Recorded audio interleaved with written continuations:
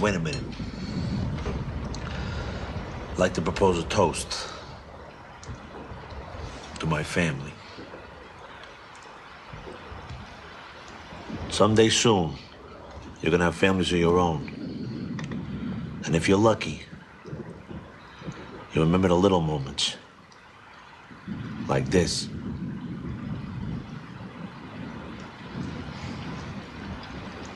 That were good. Cheers. Hello, this is Austin Carter, and you're listening to the Good Times right now.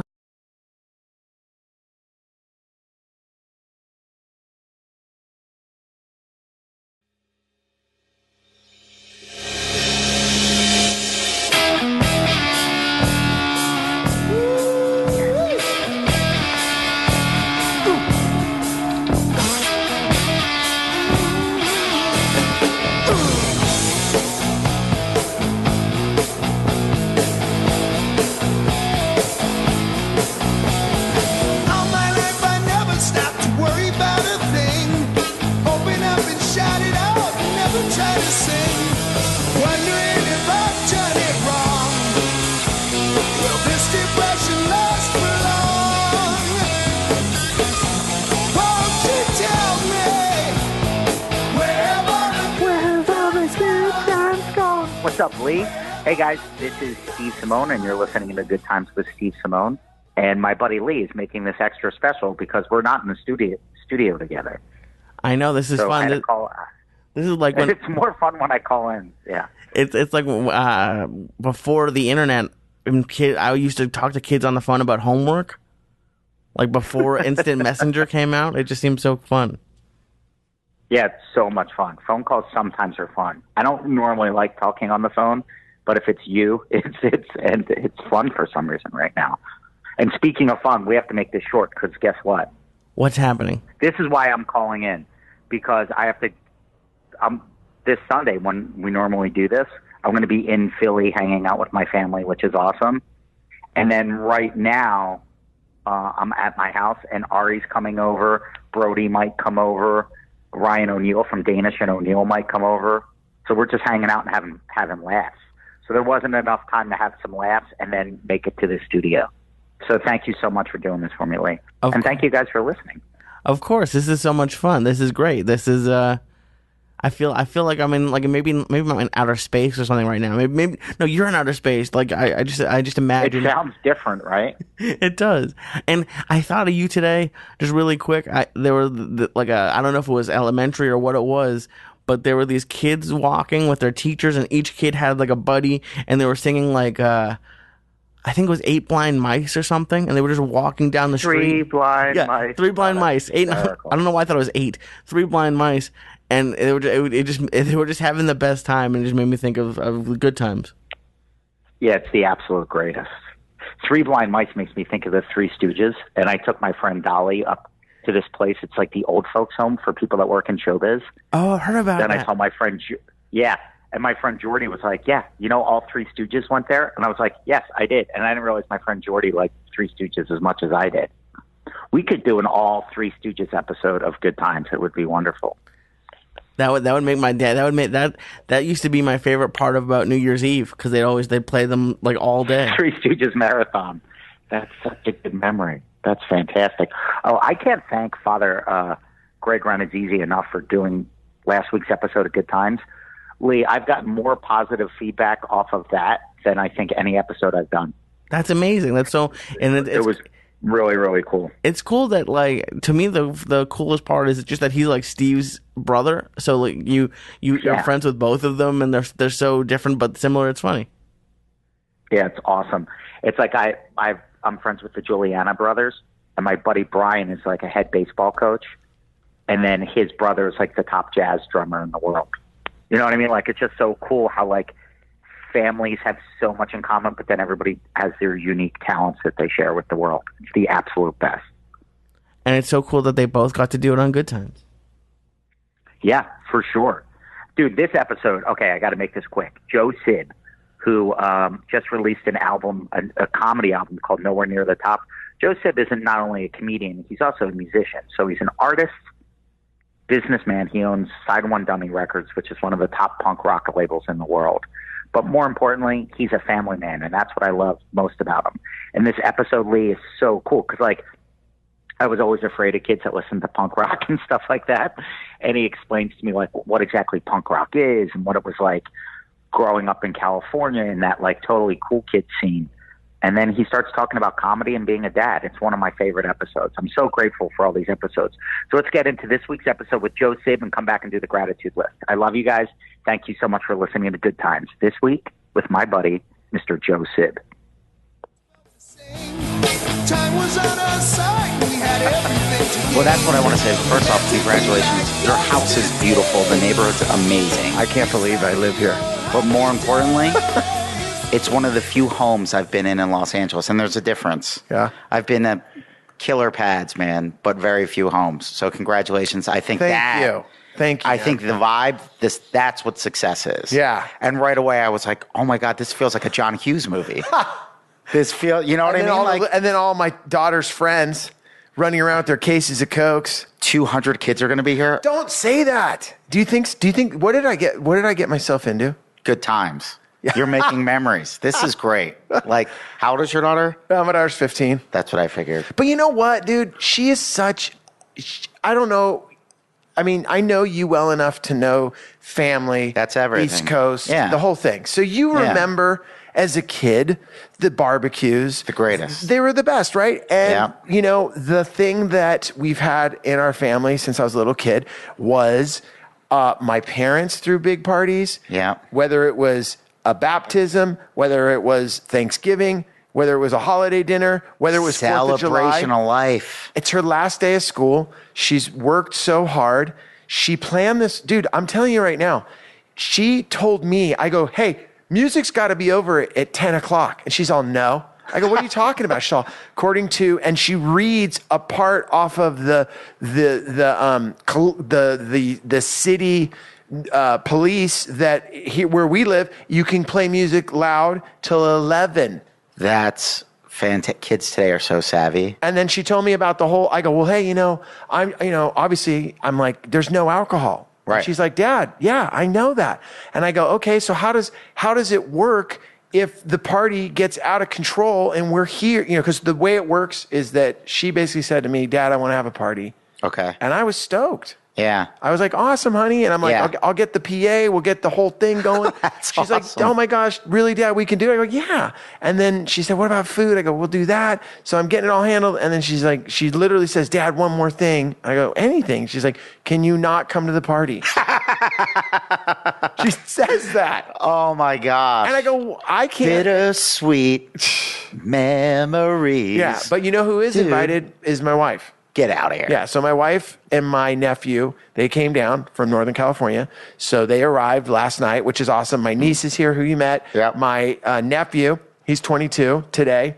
Oh, happy birthday, buddy. And then and my wife. So all three of them are in charge as the chaperones. The adult supervision. And then you ready for this? My wife got super, super rad and went next door to our neighbor, who basically, we've known him since he was 17, and I used to get mad at him for having ragers. I'd be like, hey, dude, That's hysterical. I'm a cool parent and I'm a cool neighborhood, but dude, I have little guys. yeah, and now, you know what I did? I employed him. He's working security for the party. I was going to ask you about that. That's smart. Yeah.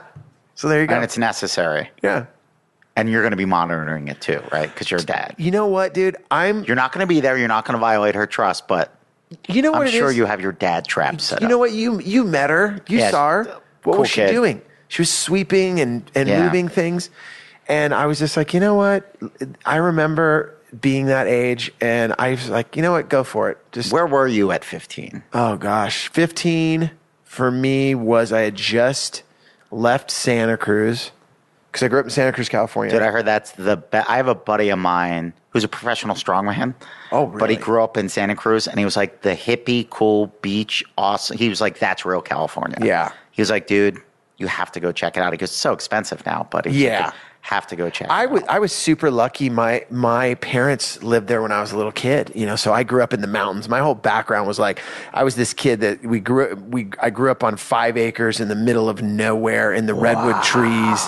Yeah. Which it's so crazy now to look back on it, because I would love to live like that. But when I was that age, I couldn't stand it. This is boring. Yeah. I was a city kid. Yeah. I was looking for cement to skateboard on. Did you spend any of your childhood in Philly, or was that just where your parents were from? My parents made me there. And my dad was from Queens. My dad from Forest Hills. Okay. My mom from Philadelphia. They met on a cruise during like a spring break thing. Oh my gosh. Yeah. And then they basically were like, I always joke around, I was made there, but within 2 weeks after I was born, they were already planning on moving to California. Took me out here. So that's why I always get amazing. Like a lot of people will be like, "Oh man, you're East Coast, right?" And I'm like, "No, I look it until like I start to talk, and then people are like, "Oh my gosh, you are so California." So California. Yeah. But yeah, so growing up, I was growing up in Santa Cruz, growing up in the middle of nowhere, and then as a lot of parents did in the 80s, my parents got divorced. Yeah. So basically that was our generation, man. Yeah. Are your parents still together? They're still together. Yeah. Crazy. They're like Costanza's parents or Ray Romano's parents from Everybody Loves Raymond. But I admire them so much. The older I get, the more I admire that. Oh, yeah. Where I'm like, there's something to be said for sticking it out. Oh, you know what I mean? Yeah. I mean, my wife and I have been together. We're on our 19th anniversary of being married. That's amazing. And then throw in 7 years dating before then. Wow. We've been together 26 years. It's like 100 years for our generation. Dude. People send us awards that we don't even know. They're just like, "We heard you're still together. Thank you." What's the secret? What is the secret? This is. You know what it is? The reason her and I are still together is we laugh a lot. Yeah. We're able to call each other out on our like. Can we swear? Yeah, of course. Yeah. She can call me out on my bullshit, and I'll be like, "No, I'm not like that," or "Oh, I didn't mean that," and then there's 2 people in my life that can call me out on my bullshit, and I'll come back around and go, "You know what? You're totally right." Wow. And that would be my wife, Karen, and then my partner, Bill, who I started Side One with. Cool. And I just, we've been together that long. We were talking about it the other day. We were laughing because we've been together so long, and in your relationship, it's crazy, dude. It's like, when we first met, I was 23 years old. She was 22. Wow. And you stay together. Kids. That's like, dude, we were kids. I remember being 22 and I thought I had everything figured out. Dude. Like the 18 to 22 were the years where I thought life made the most sense. I mean, literally, we got together when we were kids, and you're not supposed to stay together with the person that you meet at the Linda's Doll Hut off of the 5 freeway in Santa Ana. That's not where you meet your wife or your husband. And and I met her there. Were you playing in a band? I was in a band. I was in my band Wax, and we were doing a gig there. And she was shooting pool, and I just got done rocking to the 12 people that were there. Yeah. And I went over and I was like, I'm gonna try to meet her, and she just wanted nothing to do with me. She was like, "You're that dude on stage that freaks out." And I was like, "What do you mean? That's how I sing. I'm in my band." And she's like, "I don't know." And then we just you got her number that night. I actually did this maneuver. I actually jumped. Everyone was going to an after party, and I'm like, "Hey, let me get a ride with you." And I jumped in her car. She's like, "What are you doing? Get out of my car." And I'm like, "Oh, no way. Give me a ride. I'll just go to the party with you. I swear." And she's like, "All right." And our bass player was with her girlfriend. They were kind of hanging out. Gotcha. So we got the ride to the party, and then the party ended, and everyone was jamming back to Hollywood or Long Beach. And I remember I'm like, "Let's go. I'll go with you to Long Beach." And she's like, "What are you talking about?" And then we go to Long Beach. I remember, and at that time, it was such an awkward moment. And she still talks about it. We go to this house. There's no furniture. It's like one of those houses where like everyone has a room, but there's no like. Yeah, it's not a house. It's not. Yeah. And we show up, and I remember the girl that was hooking up with my bro. They just immediately go into the bedroom, and it sounds like they're weightlifting in there, And then I'm like, okay, now what? We're in a dark living room with like one light, and then she came back out, the woman, and the girl, and threw us like 2 sleeping bags and a pillow. And I remember it was like 3 a.m. I'm like, look, I swear I won't bust a move on you. Yeah. But like, we need to sleep. Yeah. And it's freezing because it was the middle of winter. And we both, like, I laid down the comforter because we only had one. And I was like, I swear I won't bust a move. She's like, all right. And I didn't. And I remember like later on in the relationship, she was like, that night I was tripping out. Like, why didn't this guy make a move? Like, what's up? You told me not to. What's up with this guy? And I was like, And then I got a ride back to Hollywood with her. And then we went out to El Compadre. Wow. On Sunset. That was our first date. That's a killer first date. Yeah. That place is great. Yeah. For the folks that are listening that aren't in LA, that's like this little restaurant right on Sunset Boulevard across the street from Guitar Center. It's right in the middle of rock and roll section of Sunset. Yeah. And at that time, you're talking the early 90s, so it was happening. And they had flaming margaritas in there. The food, it gives you like botulism. But it was such a great scene. And that was our first date. And we've been together ever since. Wow, that's awesome. Which is a trip. That's so old school. I know. It's weird. That's awesome. Yeah. Yeah, we've been together. We've been together almost, I think, longer than we haven't. It's crazy. So cool. Yeah, can't believe it. That's such a rare thing. Yeah. I don't think people want to make the sacrifices to keep it going. Dude, I think it's just because I've always done the opposite of everything around me. Like, my parents got divorced. I'm like, I'm going to stay together forever. Yeah. That was always, my dad, even down to little things like, I think when I got the nickname Sib, because, my last name's really Simeone. Okay. And I remember I got this kid in high school was like, I just met him. When I moved in with my dad. Okay. I show up. My mom. Now, were both your parents in the Santa Cruz area, or did you? Yeah, they were both in Santa Cruz, Northern California. My dad's super, super smart, intellectual. Started out as an English professor at Santa Clara University. Worked up to Dean of Arts and Science at Santa Clara University. Then went on to St. Mary's College, and from there was part of the Art Institute in Chicago. Wow. From there, went back to California to UOP, I think it was. And then he ended up settling in San Francisco up until this year at a place called CIIS, California Integral Institute of Studies. Wow. Which is like just people that go to school forever and take classes on everything from helping. Like a think tank almost? I mean, they're doing so much. The last project he was a part of was using acid to help people with disorders, get through it. Wow. And I had never taken acid, neither has he. And I was like, Dad, let's take acid together. And for science. Yeah. And he just looked at me and goes, no, we're not going to do that. Which I could imagine. I've never done. Have you ever taken acid? Yeah. You and I are such the same. Yeah. I've never done anything. Yeah, I know. I'm a nerd. I smoked weed once, freaked out. Yeah. Yeah. Pizza's my drug of choice. Oh, dude, that's what I say all the time. Do you really say that? Yeah, I have pictures on my phone. That's my thing, is making homemade pizza. Oh my, dude, I make homemade pizza for my son and his bros on the pita bread. They sell it at Trader Joe's. That's like, it's the pita bread that's the whole wheat pita bread. And then I get the sauce and I do these individual pizzas. They come over on Friday nights and they'll ask me to make them, like, Mr. Sib, can you make the pizzas? And then I'll make them and they're like, this one kid, he wedges so many of them. I'm like, dude, you're never going to take a shit again. It's like, you're just blocked up, bro. It's a done, like, I won't see you for 6 months. Dude, it sounds like you have the fun house. We do. We have the house. That's the win. To me, that's the ultimate. Yeah. That's the winner's circle in the game of life. Yeah. Where your kids are good people. They're making good friends. And I didn't say that. I didn't. Yeah, you haven't hung out with them yet.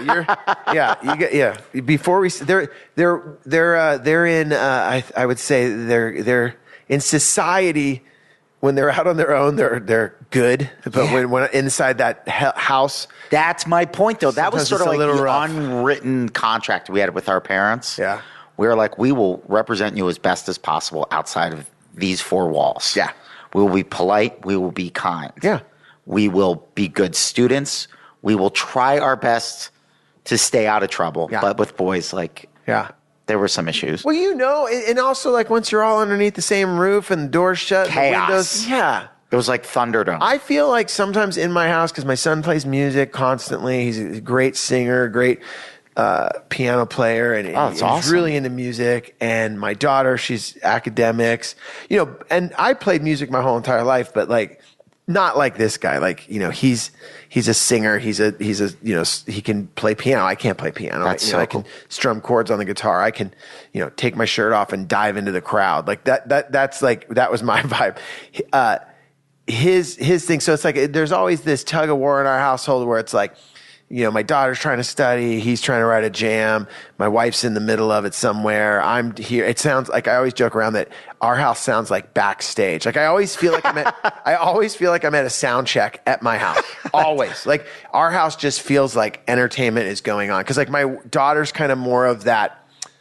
Like if I would give her the analogy would be like you're backstage at a club and my son's sound checking, and then my daughter is acting as like some sort of manager arguing with the owner of the club, which would be my wife. So there's just this back and forth, and it's a crazy. Symphony of joy. Yeah.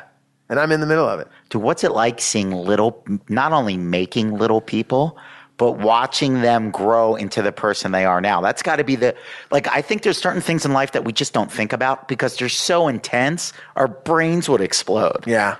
I mean, the trippiest thing is that, and I say it all the time, is that I didn't know what was, there he goes, just walking It's around. the best. Can you shut that?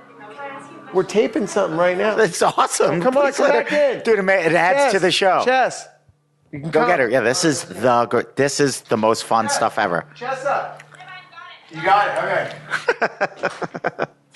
What was the question? What was the question? Oh, okay. There you go. That's awesome. Yeah. It really is like a John Hughes movie. Yeah. I mean, she was looking for the ice chest. Well, there you go. I mean, that's an example of it. I remember when she was this little teeny person that I had to help with every single thing. And I remember, and the people listening right now is like, wow, I didn't know it was going to be a parenting episode, but it's having kids. All I can say is that it softens your heart. Like before you have kids, you're just cruising in the world, not really concerned with anything. And if you are, you're a way better person than I am. Yeah. I was just concerned with my own personal, journey, whatever that was at the time. I'm married at that time, and I'm like, oh, I got this company. I'm going to focus on that. But you don't start worrying about the future and the decisions that are being made around us. And right. I mean, all of the things that I never considered of interest or of importance. Once you have kids, you start thinking about those things. Like, what am I going to leave behind for them? Exactly. Wow, now the environment really matters. Exactly. It doesn't have to last another 40, 50 years. It's going to have to last another 80 years. Yeah, and then you start thinking about what world they're living in, and that takes on a whole amount. Like I was kidding around today that someone's like, wow, man, you look like you lost weight. And I was like, yeah, because I'm on a steady diet of anxiety and caffeine. It's like I'm worried, and I'm also trying to keep up with everything that's going on around me. But at some point you must just have to surrender. Yeah. Like, there's got to be at some point, like the scare, this is how much of a lunatic guinea I am. I'm like, if I have kids, that first day of school is going to be, I'm not emotionally prepared for it now. You know what I mean? Yeah. And then when your kids are teenagers, like I appreciate my parents more and more the older I get. Oh. And I'm like, how did you let me get into a car with a 16-year-old kid?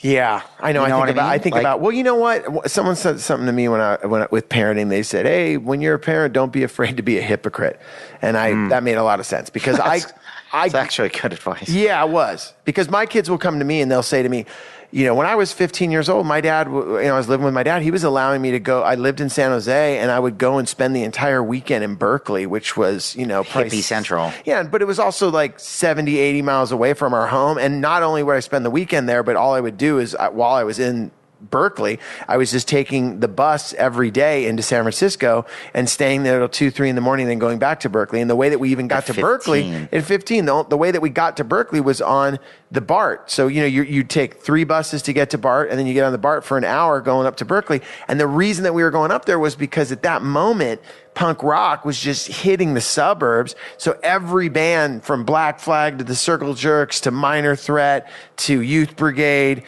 you name it, they were all coming through the Bay Area. So I was just on the front line of this, and I was so, when I was like, punk rock and skateboarding were just like, those were the two things that just drove me. So all of a sudden, my dad, when I move in with him, I'm 15. I'm You like, get to live it now. yeah. And my dad also was, because he had traveled in Europe so much, he was very used to like, yeah, kids in Europe go to the pub, kids in Europe go to shows. So yeah, you want to go with your friends, give me a number of where you're going to be at. But back then, dude, there's no cell phone. Yeah, there's a number. And I remember he would just ask, and this is crazy. He would ask, check in with me while you're up there. But it wasn't like, wow, check in every day. He'd be like, I'm sure I called him on like Saturday at a certain Where were point. you crashing? It was funny. There was another family, these two girls that were like kind of basically sisters.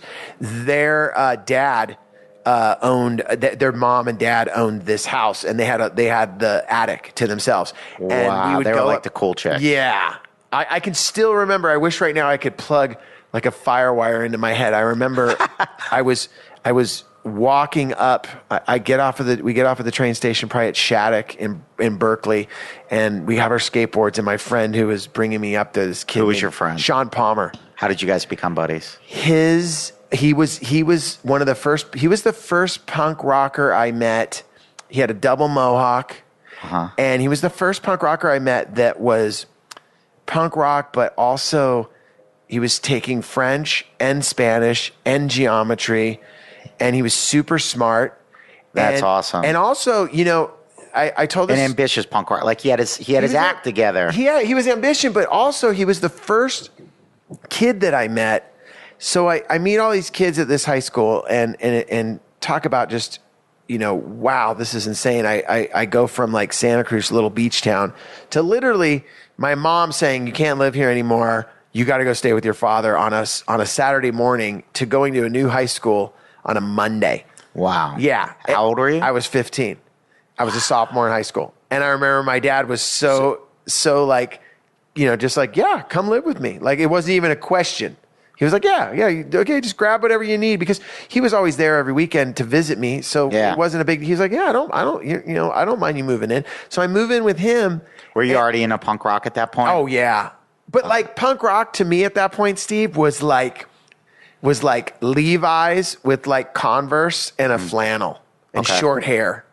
Like I hadn't, and then the first day I go to this school, Westmont High, I walk in, and I remember, first of all, I was from a student body of, say, a few hundred. All of a sudden, I was at a student body of, say, 1,000. Yeah, now you're going to like one of those high schools you see in movies. Dude, full high school in the movie. I was like whoa. different cliques and this and that. Dude. And how am I going to fit in? And I'm 15. And yeah, and I have my flannel on and my skateboard and my Vans, and I'm like, okay, cool. Like, how's this going to work? And I remember as I'm walking in, this kid with a leather jacket, the word discharge written on the back, studs, full blonde spiky hair, peg Levi's, a pair of creepers on, and I was like, whoa, I'm like looking at this kid, and I was like, whoa, dude, like I've never seen punk rock up like close that, like that. Yeah, I mean, I've seen it. Are you from a magazine? Yeah, oh, dude, so much. I was like, are you from the Punk and Disorderly cover? There was this punk rock record that came out called Punk and Disorderly, and I remember like there was dudes like that on it, and I was like, holy, like, dude, is that one of the guys? Yeah. And I remember he's looking at me, and there was just this unspoken thing of like he was getting detention. They're like, Mr. Trumpeter, I still remember his name, Joe Trumpeter. Mr. Trumpeter, you're going to have to do, he's like, yeah, he's just like, whatever. And then he kind of walks by me, and I kind of look at him, and then I remember I go to my first class that day, and it's wood shop. They put me in wood shop, which is like prison. It's like kids are making shanks and bongs. I loved wood shop, Mr. Sosha. Oh, dude, I had Mr. Wooderson. His name was Wooderson, and he was missing a finger. Oh, yeah. That's perfect. That's exactly what you want. Missing a finger, and he'd call everyone, look. He'd have this crazy, like he'd call it, look, you go over there, you got to put a stick in there, or you'll get a kickback. You know how they talk about the band, and I was so, and I still am, I was so scared of any type of power tools. Like Yeah. I don't even know how I passed the class because you had to use bandsaw and you had to use the table saw, and I was like, fuck that. And on top of it, all the kids that are in the class, they're all like, at the first, like, it wasn't like I went into a classroom setting. I'm in this room and like, of course, as soon as the class, he kind of, gives out the assignment, then these kids cruise around me like, hey man, who are you? Where are you from? It's like the prison yard. Dude. What's up, dudes? Dudes, I'm like, okay, here we go. And they were cool. And then and then the next thing is we have this break. So I'm like, okay, what does that mean? And everyone goes out into this quad area. And that's where you see, the real division of like, okay, the jockey guys are there. The surfers are over here. But there was this huge stage. It was so strange. I'll never forget it. Westmont High. And Is this still your first day? This is my first day. Wow. And they have this huge stage. It was a stage where they might have had back in the day like assemblies.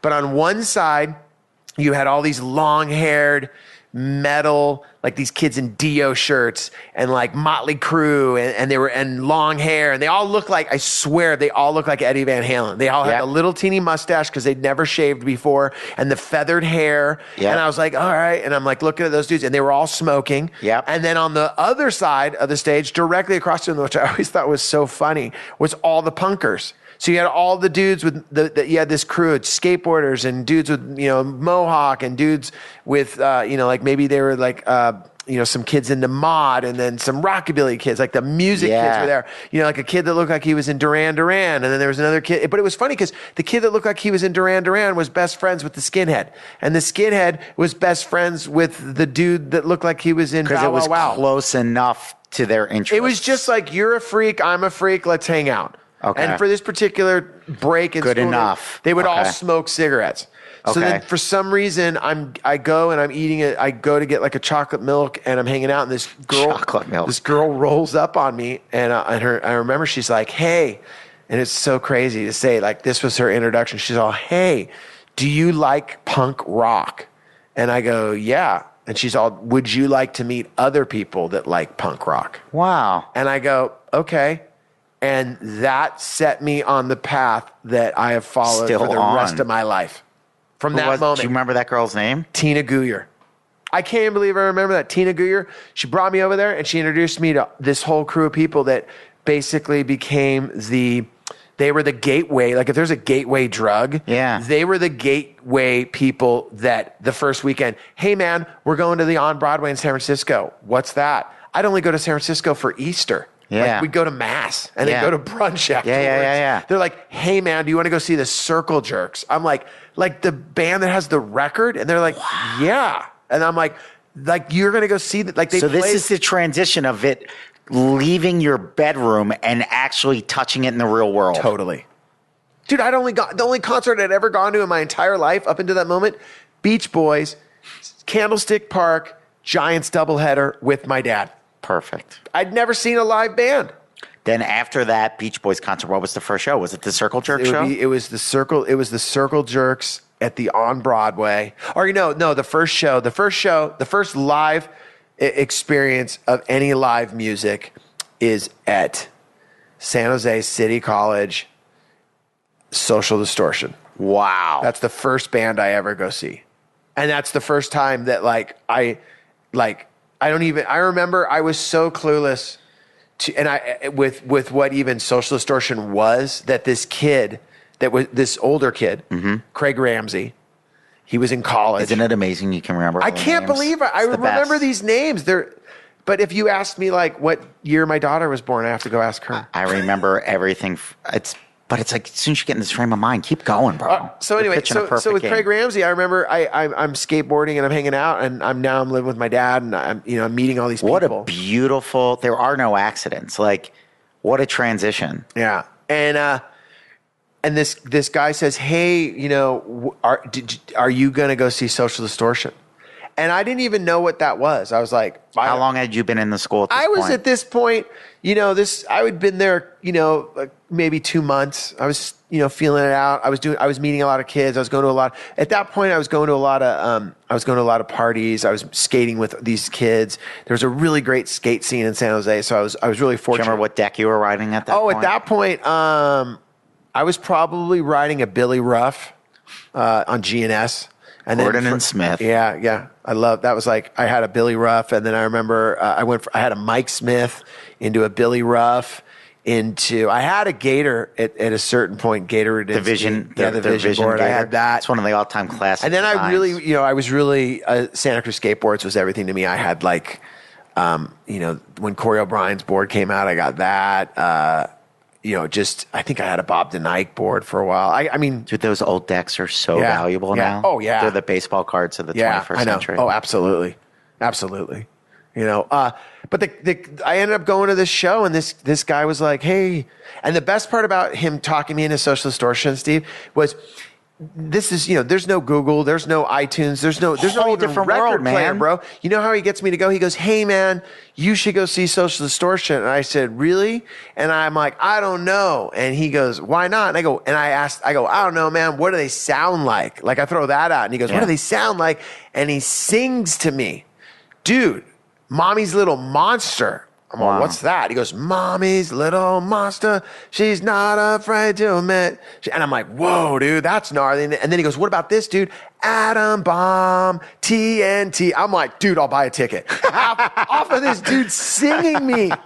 He was singing this song. It reminds me of the scene of Fast Times at Ridgemont High when Damone's trying to sell the tickets to Cheap Trick. Yeah. He's singing the Dream Police. He's trying to go. Oh man, the voice of Robin Zander, the mad. Yeah, it's so great. Such a different world. Yeah. So the guy sings me these two jams.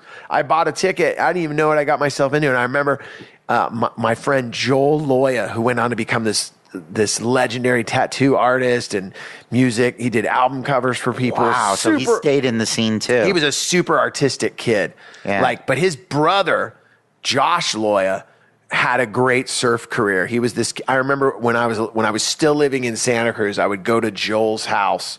His mom was like super cool, like hippie, like you guys want to smoke weed? You can, like one of those kind of parents. Yeah. And his younger brother, I just remember, I never really talked to his younger brother, but I remember he was always either in a wetsuit or just getting out of it. And I was like, "Well, your brother surfs a lot." And Joel's like, "Yeah, he's pretty good." And then he ends up, like for anyone listening right now that's a surfer, Josh, he ended up being this guy that competed all around the world, Josh Loya. He was sponsored by O'Neill, like legendary guy. But he was a little kid back then. That's so cool. Yeah. So I go Was that like growing up in a beach community? Was that be like me, my friends going to play street hockey? Guys be like, "Yeah, I'm just going to go in the water and surf." Yeah, I mean, surfing is just like, absolutely. It would be the same. It's the same as surfing is just a part of the culture and a part of your life. Like growing up in Santa Cruz, I didn't come from a family like that. I came from a family, my parents weren't surfers, but I grew up with people that surfing was just, it was no different than, "Hey, we're going to go to the park and play baseball," or, "Hey, we're going to do this." So cool to me. Like, "Hey, you want to," like they would, their father, son, daughter would all surf together. And so cool. And once again, it's funny because all of those things, like you said a few minutes ago, like our home and how the kids are coming here tonight, or just, it's really opposite of everything that I was raised. In the sense that, my son and I surf together. My daughter and I are going on a surf trip to Cabo this summer. That's so awesome. It's really a part of my life, because those were all the things that I think subconsciously I was like, I would see those families, especially after my family got divorced. I would see those families hanging out, and I was like, "Damn, dude, I want to load up the truck and go surfing with my family," and those type of things, I think stuck with me. So once I had a family, I was like, I want to have the family. And you don't think about it, but then all of a sudden it kind of happens. Well, what's so cool about it is when stuff happens to you outside of your control, especially when you're a kid, because it shapes the rest of your life. But even now as an adult, you have choices to make, right? Absolutely. Because there are people that will be like, "You know what? I never had this. F the world. I'm not," and they don't even, and then they go down a dark path, man. I've met people like that. Then other people are like, "You know what? I don't have this, but I'm going to make sure one day I will, and I'm going to provide that." Yeah. Like I'm one of my best friends growing up. His parents got divorced, and he pretty much grew up in our house. And he was like on his own, man. Like I remember when he was like 7, 8 years old, he was a little latchkey kid. So he was by himself. Now he's the biggest family man in the world. There you go. He's Clark Griswold. Yeah. And I'm like, dude, you're killing it. I love him so much. It's funny. I would say that has a lot to do with what when you said at the beginning, hey man, why do you think you and Karen have stayed together as long as you have? And I would say because when my parents got divorced, it was so much of probably a letdown and, emotional, it's probably something I never really dealt with. No, I just was like, oh, okay, that sucks. You move on as a kid, right. You learn how to survive. You don't Human really think about beings it. are amazing. Yeah. And also, there's so many other things that happen to kids and people and families that you probably put in perspective and you're like, hey, you know what? I still got two parents. They just live in two different places. Yeah. And they both love you. Like for your dad to be that cool, to be like, dude, pack a bag. Yeah. I'm here. Yeah. And my mom's super cool too. But the reason I think I have the family and I make fun of yeah, sure. It is like living backstage, but I remember going to Johnny Bennell's house and he had an older brother, an older sister, another older sister, and him. There was 4, and his mom and dad. And I remember I'd go there and I'd walk in the front door, and there was just always something going, man. Yeah, that was my house. His brother was playing the Kinks at full volume. It would make us listen to them. Like, hey, come on up here. His name was Steve. Get in here, man. Yeah, I want. And I remember I'm sitting on this shag carpeting, and he just has albums out, and he has a stereo, and he's playing me the Kinks. So and the old Who. school stereo. Yeah. Big speakers. Oh. And he's playing that up front to us, and he's like, you guys, this is where it's at. And we're like, whoa, Steve's rad. He's like a man, dude. He has cologne on, dude. He shaves. And then I remember you go down to another level because he was living in the attic, and you go down to another level, cool. and it's Donna and his other sister Karen, and they're like Donna's cool and Karen's a little bit older than us, so she's like maybe we're freshmen and she's like a junior or senior. And we're like, so hot, probably. So when hot. Somebody older sister, you're like, oh my gosh. God. Then the hot girls come over and you're like, I don't even know where to look. Oh my God. They had, and then I remember I'd eat dinner there, and they would say, come on, Joe. Yeah. I'd be spending the night at Johnny's house, and he had the downstairs.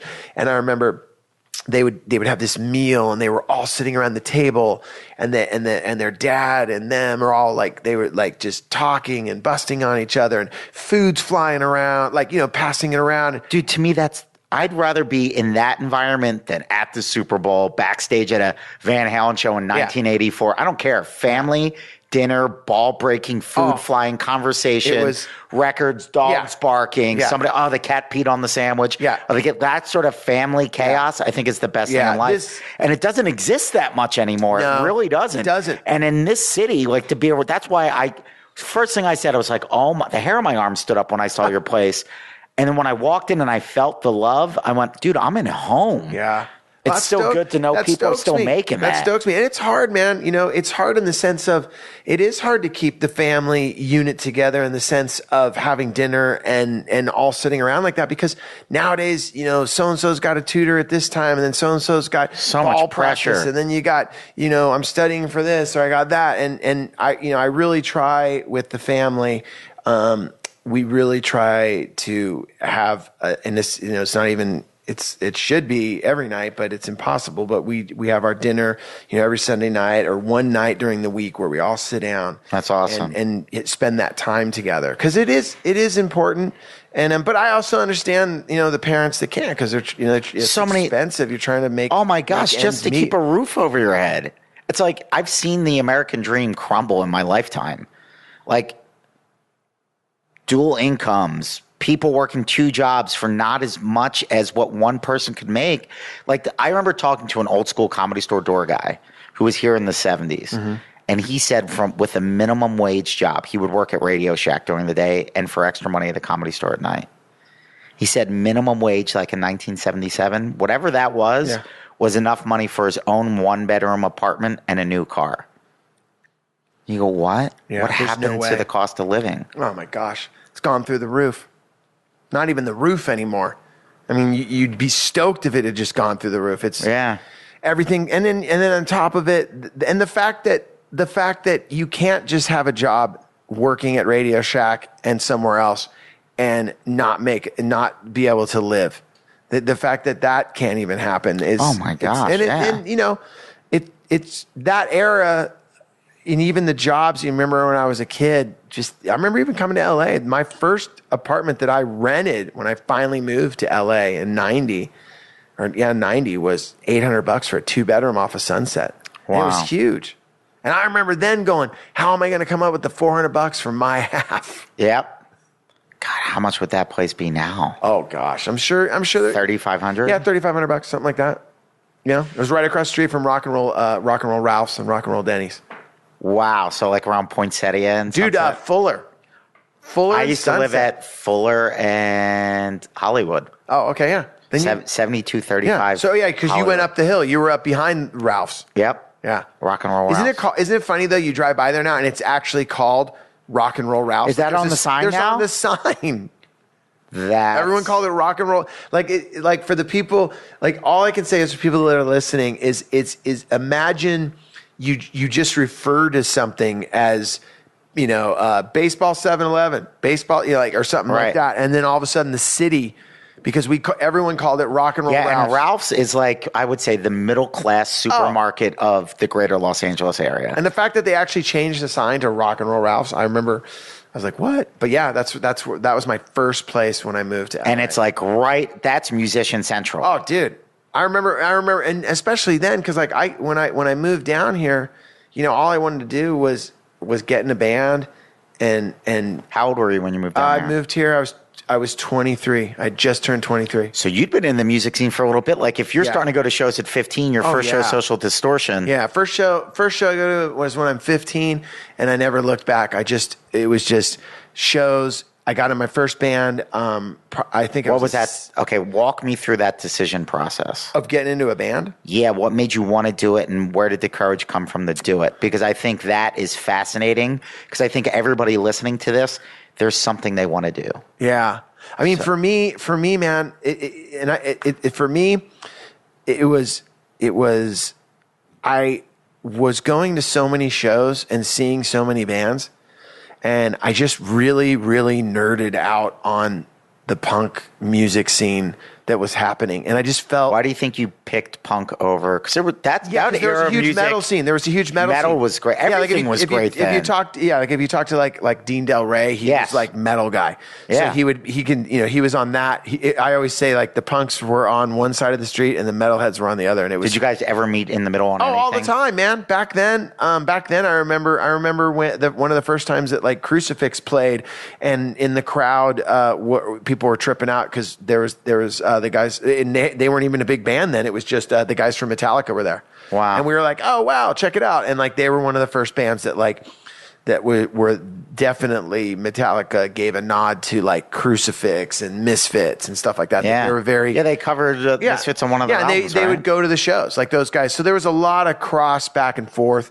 And that was super cool. But for me the thing that got me to want to be in a band was, I mean, the thing that drew me to punk rock was what I loved. It's you know what it was? That whole moment we just had about the people at the table and the chaos. Yes. That's what punk rock gave to me. It was a sense of family and a sense of belonging. And I think I didn't realize how much I wanted that and needed that. That's what everybody wants. And also wanting to be a part of something that I felt at the time was really, really important. Like I was one of those kids that like, I remember like Sham 69, this band had this song, like, if the kids are united, they'll never be divided. And like that song spoke to me. The bands I was into, 7 Seconds, they spoke about unity and about, being aware and being positive and being alert. Bands like Minor Threat. I mean, Minor Threat,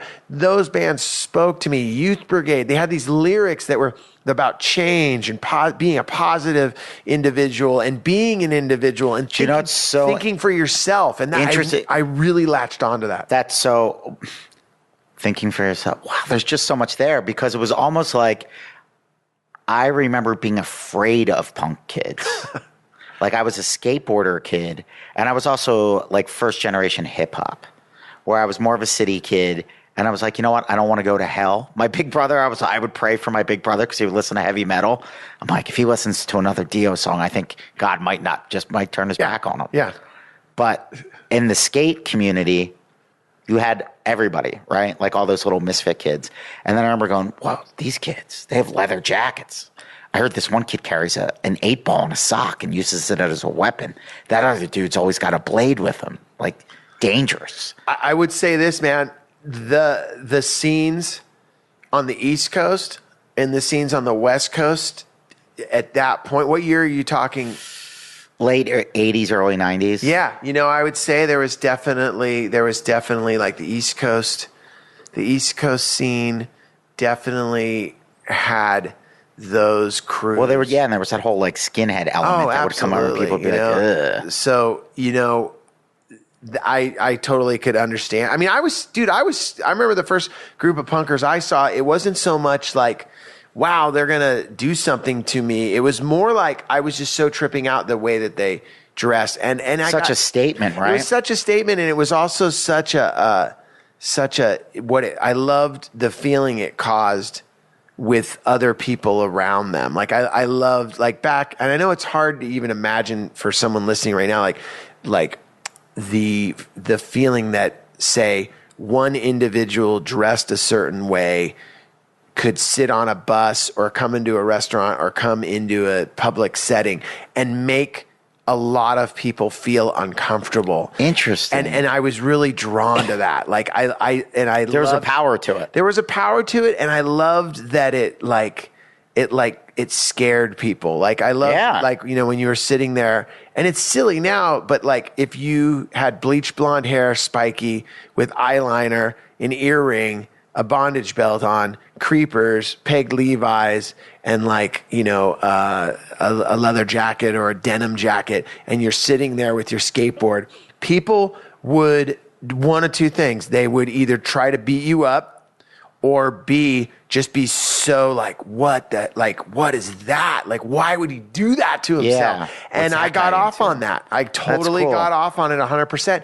And also I got off on it because I think in my mind, I thought like, I'm a part of this group of kids, and we're going to change the world, man. That's so We're cool. like, we're smart and we're young, and our bands are better and faster and louder, and we're going to make something out of nothing. And I was so into that. There was such a huge entrepreneurial spirit too. I was just, one of my best friends he ended up starting a record label out of his bedroom that put out all these records. And then another, so true. And this girl I remember this woman, Denise Vaughn, man, she took photographs of everyone, and she was this awesome photographer. And then you had this it definitely did bleed into the whole art scene. Oh my gosh. Everyone was doing something. I remember my buddies, Corey O'Brien and Gavin O'Brien. They were these two brothers, and they figured out how to talk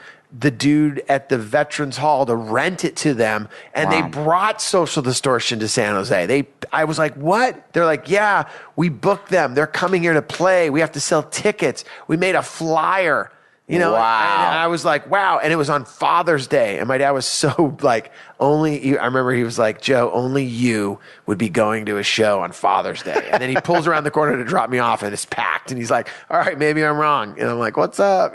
Wow. Yeah. But like, that's that whole, the music thing, which really, that's what I think I was drawn to stand up, was I really feel that, there's just so many similarities between just straight up musician and comic. Yeah. But then for me, there's so much straight up relationship between punk rock and comedy, and stand up, and the comparisons are, some of the shows feel like punk rock. Like when you're at the Meltdown and you're doing a set, you're like, wow, we're in a basement / kind of back room vibe. Yeah. And you're like, this is very punk rock. And then sometimes when, I did a show at... How would you define punk rock? How would I? Yeah.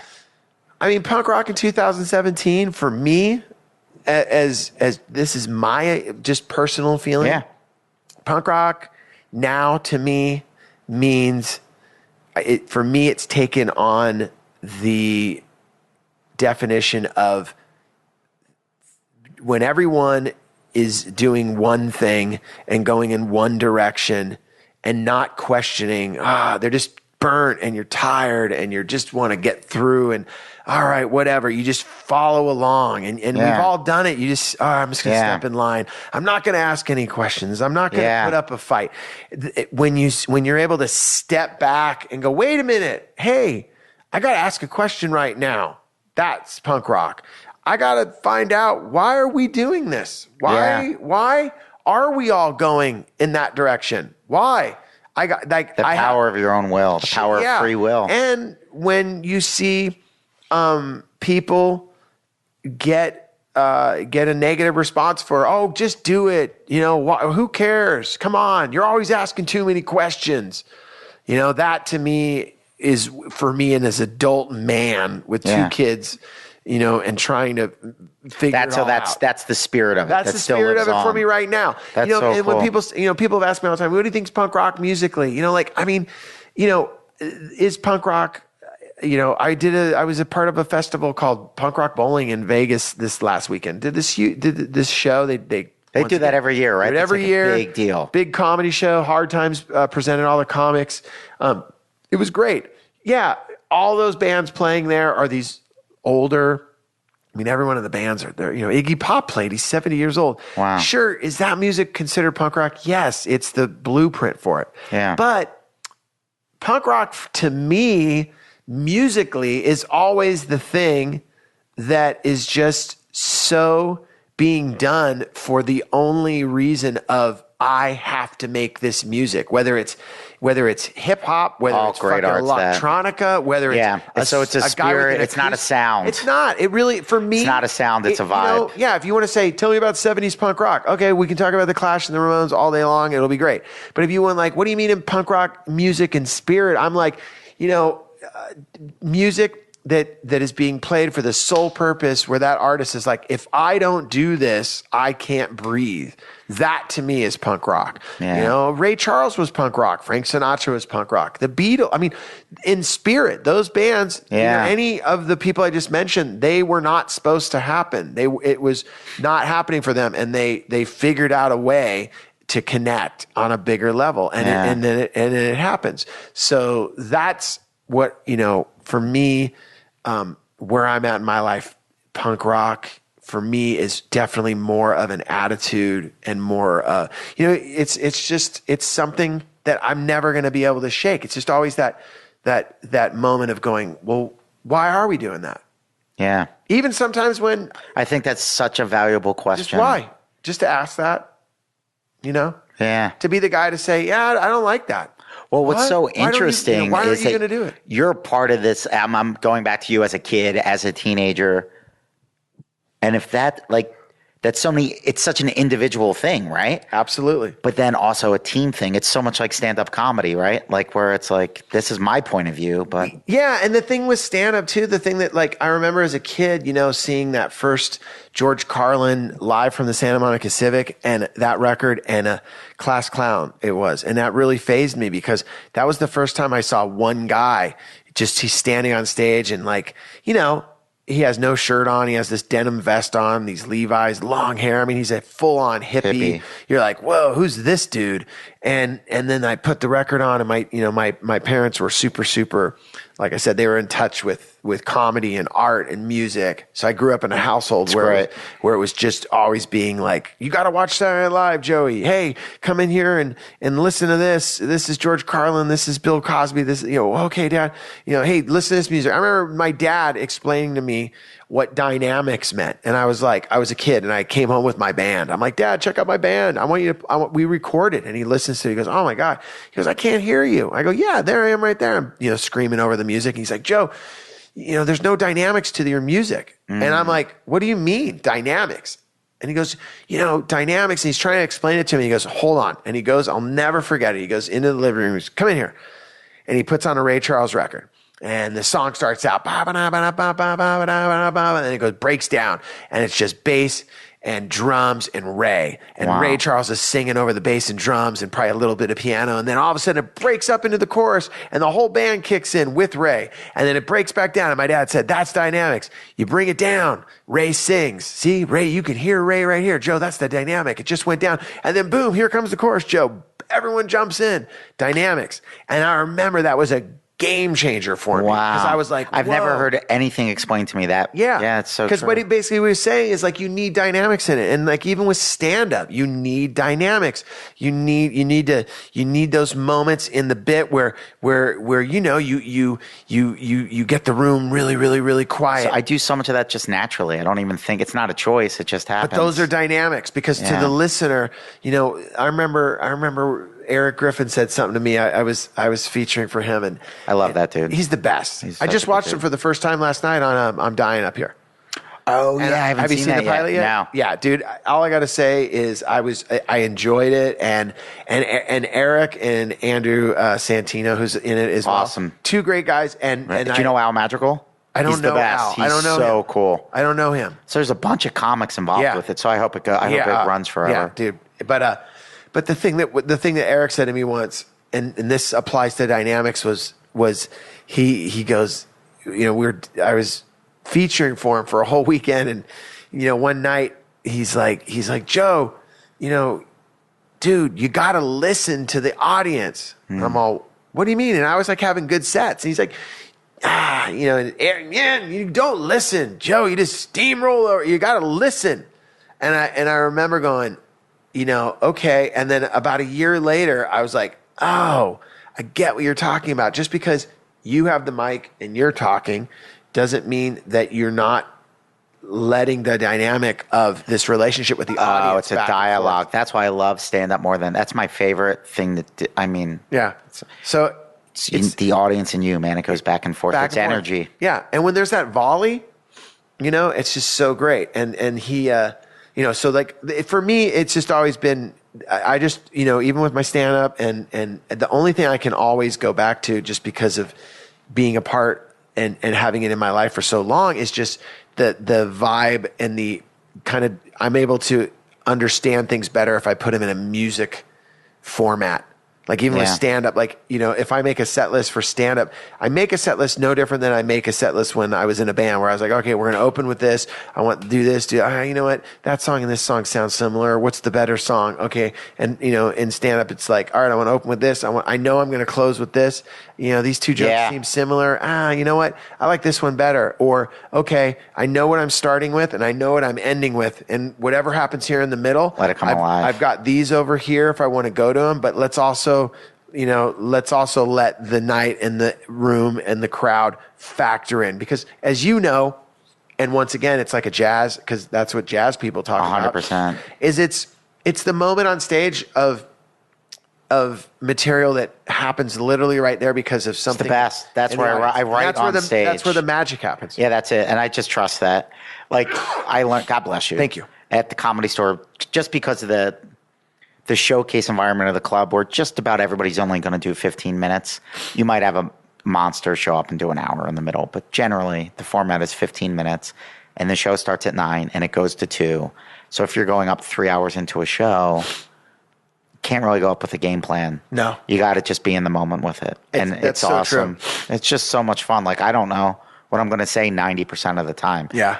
And a bit will come to me in that moment, but it's not a choice that I make. You don't even have your opening bit? No. Really? Yeah. See, I always have to. I know as soon as I touch the microphone and words just come out, I allow it to just be. Yeah. Or I don't know. But now, headlining a set and doing an hour, you have to have a little more structure. Yeah. Well, because at that point, Because people there's more pay to responsibility. see you. Yeah, right. There's more they came to see you. responsibility to Hey, it. I listened to the podcast. Hey, I got your record. Hey, I want to come see you. You're like, okay, I got to give him a show. Yeah, I still, even if I'm doing if I'm doing, you know, the 15-minute set and whenever, I always like to at least, because it's the musician in me, I'm like, I have to know where, I got to have, just even if I don't say it, I have to have it in my mind of like, it's like a sandwich. I'm like, I gotta have the pieces of bread. Well, sometimes where I'm like, I definitely want to work on this bit tonight. I sometimes have that, but then sometimes I'm like, I can't do it with this crowd. Yeah. It's not going to work with this A lot of times, I've always found too that, like I'll go with, you know, like I'll go with an expectation of like, okay, you know, you're going to the Improv and you're like, okay, cool. Yeah. It's the 8:00 show or the 10:00 show. And they're like, okay, yeah. You know, you get your email. Okay. You're going to be on at this time. And then you get there and then all of a sudden someone drops in, blah, blah, blah. And then I always love when something happens that, like, I remember a while ago, I showed up and I was doing like 10 minutes and I had my little 10-minute thing in my head. I'm like, oh, I'll do this, do that. It'll be great. Boom, boom, boom, boom, boom. I'm going up second. It'll be perfect. Smash and City. then, and then all of a sudden it was one of those nights where it was like, Daniel Tosh showed up, so-and-so showed up, Dane showed up, everyone showed up. And the guy that was running the show was like, dude, I'm going to, he's like, I feel bad, but I'm going to push you back. I'm going to push you back. So then all of a sudden, all of those dudes show up. And then there was supposed to be one more dude, big name that was actually the headliner. Yeah. And then they go, we're going to put you up now. So I go up there with my 10 minutes. And then while I'm up there, I get the guys looking at me, and basically, I can put two and two together. Oh, so they're saying stretch it out because so and so's not coming. Wow! And what I loved about it was I'd already done the 10 minutes that I had planned. I closed. There was a big and right around that time, like where I'm literally like, hey, I just want to thank you guys, and I'm gonna bail. He's basically saying like, no, dude. Like, we need you to stretch it out. Yeah, it's in those moments you grow. So much, because I literally was like, oh wow! It was like you had sex, you already had the orgasm. You're like, oh, this is great. You had your orgasm. Oh my god, this is great. Okay, cool. So you're getting dressed. Like, no, we got to start over. You're like, yeah. How is that? And those to me are the moments that those are the moments where I don't know. I feel like that really trains you and works you. Yeah, success doesn't really teach you anything, right? Like, it's those challenges it's awesome. Yeah. I love it. Like, it's the coolest thing about comedy, that it's always going to keep me humble. Yeah, yeah. Well, like they just said in that last doc, it's like Peter said, it doesn't matter who you are, you're never, ever not susceptible to a bad night. Oh yeah, yeah. And I don't know if that's if that applies to other types of professions, because even with bands you can have a bad night, but a lot of times, I don't know how many times I would do a show and we'd get done and I was like, dude, we killed it, and then you talk to the bass player, he's like, oh dude, I was having a bad night. You're like, really? I didn't notice. Right? Or or you think the band, the guitar player after the show is like, oh dude, we were killing it. Bass player, drummer, everyone's high fiving, and then you're the singer and you're like, God, I just didn't feel like I ever dropped into. Well, you know what I think it is, and you can get through it, and the crowd doesn't know. This is what I love about stand-up. Like, you could, in just about everything else I can think of that's a live form of entertainment, the audience can enhance it, make it better, but it doesn't influence it directly. Like with stand-up, and I know a lot of people disagree with this, but just my opinion. I am, it's almost like acting, and the audience is your scene partner. If you put Robert De Niro with a community theater person, it's not going to be a great scene. De Niro is going to be like, you're not giving me what I need to kill this. It's the same thing with an audience. There are times where it's like, it's just a bad night. And because I've seen every comic bomb, everybody. And there are times where a great audience can elevate a mediocre performer, and you can ride that energy, and it's glorious and wonderful. But it's like, if you're in a band, you could play it in your garage, man. You don't need, and I'm sure a crowd makes it more fun. I always say influences that. No, I always it. say that is that the first thing you said, I totally agree with 100%. And I for years, I thought forever, like, no, it's always on you. It's never on the audience. And that I'll say straight up, that's bullshit. Yeah. Because I know for a fact, you can walk into a room, and if there's just a bad energy that night, people were battling traffic, the front row, you can feel, okay, something's going on with that couple. They are fighting. They fought the whole way here. Okay, that guy right there and this person, they're not even paying attention.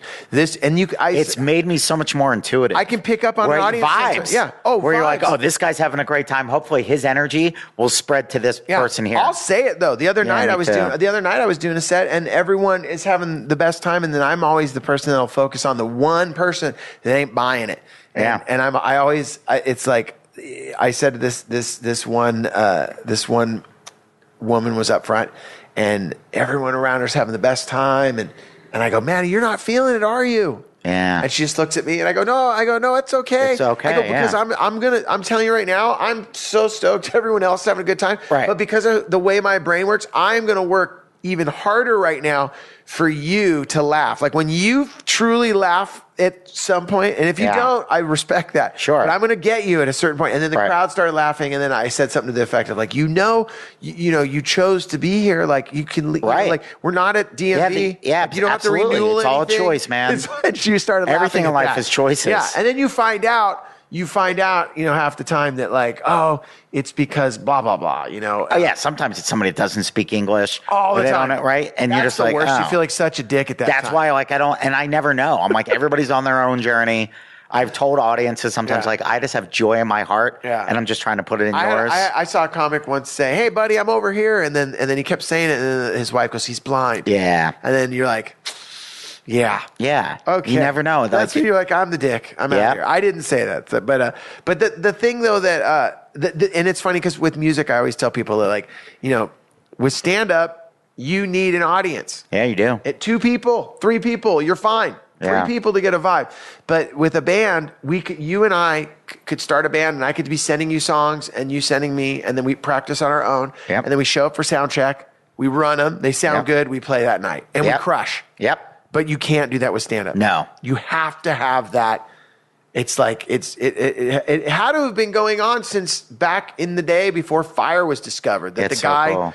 burns his hand and everyone laughs. Yep. And they're like, wow, that was like that emotion. We just do that again. Like Yep. throw the rock at that other guy. I always used to say the first stand-up comic was the guy that didn't kill anything in the hunt.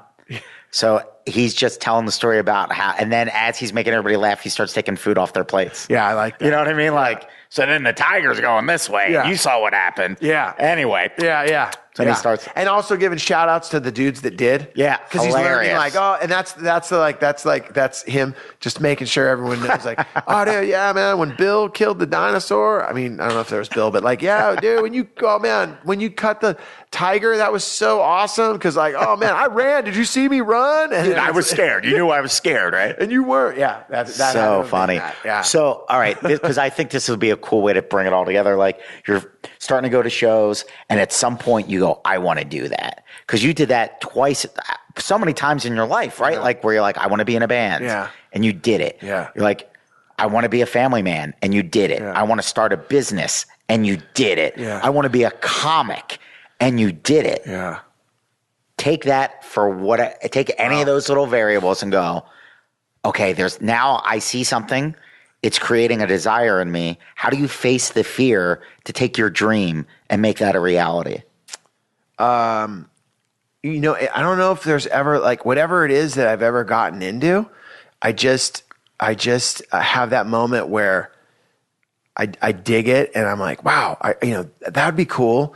And then I run a million scenarios in my head. Like all those things you just described, like, being in a band or starting, Side One Dummy or, being a parent or getting into stand-up comedy and going, yeah, I want to do those things. Yeah. They were all things that I would say those were all things that I always, toyed with and liked those ideas. Maybe not in the sense of like, did I always want to start a record company and put out records? Did I ever think, I would own a record company for 23 years and put out these records from these bands that are so influential and people love. Like, I never thought that. But was I putting on a talent show when I was in 7 or 8 years old and cleaned out a garage and did magic at it and then had a kid tap dance and then had another kid You ride did a magic? bike? Yeah, I was fully into magic. So many kids. I was so into magic. So many performers start with the magic kid. I was a full magic kid. I mean, magic was that like so if you look at the little scenario I gave you, clean out the garage, gonna do a show in it. So there's the promoter / business guy. It's all there. So that's cruising around. But he also wants to entertain on it Yeah. too. So he's like gonna do magic. So there's the band, stand-up comic. Giving and receiving There you go. love. I That's gotta- all performing is. I got to man. do that. And then putting other people on the show is probably like the manager. Like, hey, Yeah. man, you're pretty rad at drawing. How did you convince other kids to be a part of your show? Because my dad said to me a long time ago when I remember it was when I was starting Side One Dummy and I was like, oh gosh, how will I make this work and everything? And he was on the front lines all through high school. And he said to me, he goes, Joe, you have a gift. And I'm like, what do you mean? He goes, you have the gift to get people to do things that they might not normally do. And I was like, what do you mean? And he's like, not misusing it, like getting people, like taking advantage of people. You don't, it's like, I don't see that. But he goes, you have the ability to talk people into doing things they might not normally do. And at that time, it was probably, dude, Steve, it'd be so rad if we got your mom and dad's car. Yeah. Your dad he said to you, anytime you want to go to the city, I don't know, Joe. Dude, he'll be stoked right now. Dude, check it out. I'll hang out here. I'll talk to your mom. I'll get your dad. Dude, just say to him, hey man, Dad, I was wondering, and let him know, I've learned how to drive. I think it's time I take my own, I'd be that guy. And he'd be like, yeah. And you'd be like, yeah, you're right. Maybe I should. Natural salesman. Maybe I should drive all 7 of us to the city in San Francisco and everyone will give me gas money. Yeah, dude, it'll be rad. And so that's what he meant by that. And that just later on turned into, hey man, you should make a record and we should put it out. Why? Because we are going to live and breathe your band. We will do everything we can to make it happen for you. And I think when people, so that combination right there, that would be that business part of it. Yeah. And then the performer thing, it never ever left, because from the moment I was like a little kid, I loved performing, whether it was at those dinners that we talked about earlier, or whether it was doing magic at Art's Pizza on 41st Avenue for free slices for my family. Awesome. Doing that. And then that turned into what we talked about, the music. And I first went as a fan. And the other thing is this, as much as like people might be listening, like, wow, man, like this guy has done a lot of shit. Well, keep in mind, like, I'm 50 years old. So like for everyone listening, I'm 50. And you look 27. I know. I never did drugs. So don't do drugs and you'll look good. It was funny when I was at the punk rock bowling thing. All these people were like, I'm 30. These comics, I'm 35. And I got up there. I'm like, you guys, I'm 50. And I'm going to tell you right now, all of you look like shit. Pump the brakes a little bit. Yes. Like, put on some lotion. You got to wear the... Start doing some exercise. Drink water. We don't... Pump the brakes. First of all, you're in Vegas. Try to make it back. But it was funny. But the thing that... Going back to this, so like the people... Someone listening right now... here's the deal. I'm 50 and I've had an amazing run, and all these things that we just talked about, whether it's the music, the comedy, the singing in the bands, the touring, all of this has been amazing. But I will tell you that I was a kid that was into the Bee Gees and Magic. And I thought YMCA Village People, I thought ABBA was cool. I liked roller skating. I wasn't like, I thought that, like when people say like, oh, so you were a nerd? I'm like, no, I was cool. Yeah. But I didn't realize those weren't probably cool things. You know what I'm saying? Like, but it wasn't like I rolled into this family where my dad was this ripping musician and my mom was like, I'm saying like, if it's possible for me, with like, I'm saying this, I'd say my life is this. My life, if you put it in percentage, and this is just me this isn't comic being like fucking, the typical, I'm going to bag on myself. What's that called? When you self-deprecation. It's the first thing you do as a comic. Right. Hey everyone, check out how big my fucking nose is. And I look like Anthony Kiedis. Ha ha. You get laughs. You're like, oh, if I bag on myself, okay, it's cool. And it's also not genuine. Yeah. But being, this isn't being self-deprecating. I'm just saying this is why anyone that's listening right now, you could fucking get so rad right now, because my life has been based on 35 to 40% talent. And then I swear, dude, it's either 60 or 70% work ethic. It's everything. Sometimes, dude, it's been 80% work ethic, 20% talent. I heard. Do you know what I'm saying? Like, I heard Dean Del Rey interview Chris D'Elia's dad once on a podcast. Yeah. It was awesome because Chris's dad is like this amazing director. They live up above us. Get out of here. Yeah, in not in this neighborhood, but they live in the next neighborhood, the La Crescenta area. Dude, that's fantastic. I remember, just to really quick, I remember I listened to, I love Chris, right? He's the best. He's the best. And he's been super cool. But when I remember I listened to him on WTF podcast with Marin, right? Oh, I didn't hear that one. Yeah, with Chris D'Elia, and it was great. And then, and at one point, Chris is like, yeah, you know, sometimes, like Marin was saying to him, like, yeah, you know, are you ever out now and people, you know, try to hit you up, you know, and he's like, yeah, you know, it's kind of weird because someone will say this or that, but whatever. And he goes, you know, and the conversation really goes nowhere. And then I remembered the first time I met him, right when he was saying that, and all I could say to D'Elia was, hey, man. He's like, hey, what's up? You know, he's kind of in his head. He's like, yeah, what's up, man? And I go, dude. And That's totally him. He goes, yeah, what's up? And I go, yeah, dude, I live in Glendale. And he's all, yeah? And I go, aren't you from La Crescenta? He goes, yeah. And I go, all right, cool. And I swear to God, dude, I swear to God, when he was saying sometimes people talk to him, I was like, he's talking about me. He's using my conversation. Hilarious. So anyway, what did Chris D'Elia's dad say? He said that talent doesn't really matter until you're already established. Essentially, he was like, it's all about persistence. He was like, it's persistence and work until somebody finally says yes. And then you know what? He was like, the toughest thing's getting your first gig. And he goes, but the next toughest thing is your next one. And he goes, then it's persistence. It's all persistence and then a little bit of talent. And he goes, then once you're in, then your talent can take you and sustain you to the next level. But he's like, talent doesn't even matter without persistence and work ethic. That's what I took from it, and I completely agree. I totally agree. I mean, we're sitting here in, you know, you walked into living proof of that. You know, you met, you know, my kids. This is amazing. You see, we're sitting in, you know, in a room that has been built and paid for by persistence. It's not talent. Like I wish I could tell you that it was, but then I don't, because now that I'm on the other side of it, I love working. Like to me, work. I get up in the morning. I love to work. I love the fresh pot of coffee, a blank piece of paper. What can I do? I mean, today I do. It's all blessings, struggles. Yeah. Work. It's all like, I think we're dangerously getting to the point where we're going to start robbing people of the joy of the struggle. Or how about failing? Yeah. How about failing? It took me forever to realize there is no failure. It's just learning. You're just learning another way not to do it. It's the wrong word for the experience. It is the wrong word. It is the wrong word. And like now, like I listen to Rogan's podcast all the time, and he talks about like, it's so good to suck because you're learning so much. You're learning how to get good. Absolutely. And then when it does pan out and you are good, then it feels so good because you've created that. Yeah, and then there's those transferable skills, right? My son and I had a conversation about it a while ago. He was in his band. He's actually they're playing their last show tonight for the school.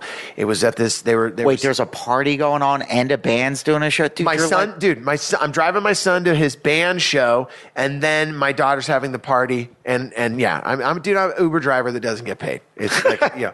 But the thing that my son had, he had this moment where he played this show. Before the show, my wife's like, "Hey, aren't you going to tell him to maybe do this?" I go, "No, we talked." He didn't talk to the sound man. He didn't hang with his band. They were all running around playing tag, and hey, they're 12 years old, but this is a show. Yeah. You're closing, bro. So and Karen's like, "Aren't you going to say anything?" I go, "No." And we were there. Place is packed. They went up and they blew. They sucked. He forgot lyrics. Yep. The guitar player was too loud. Yep. The backups were terrible. The drummer started wrong. They were all talking amongst each other. Yep. And we get in the car that night and we jump in the car and we're driving back to Glendale. And it's just me and him, and it's that silence. And I'm like, all right, I'm gonna let him have his moment. We don't. We both know what just happened. Yeah. We're not gonna ignore it. Yeah, you don't. Yeah. And then he goes, "So what'd you think about tonight?" And I go, "What did I think about tonight?" I go, "What did you think?" "Well, blah, blah, blah, blah. Excuse, this, that. Well, I go, "Yeah." And he goes, "We keep driving. I don't say anything." And he goes, "But what did you think?" And I go, "You want me to tell you what I really thought?" He goes, "Yeah." And I go, "I think it sucked. I think you guys sucked." And he just goes, "What?" And he looks at me and he goes, "I can't even believe you'd say that. Like, what kind of dad tells their son that their band sucks? I go, me, bro, because the band did suck.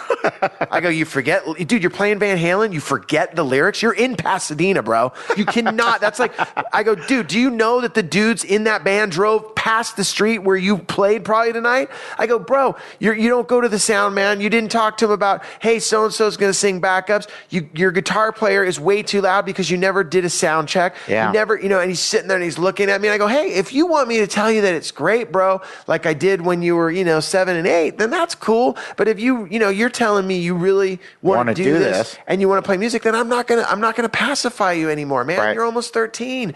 And he just looked at me and he had his moment. And then, as in parenting, you like throw it out there and then you let it, like, you got to let it. It's like those type of conversations have to marinate, and your kid just has to marinate and you're like, okay.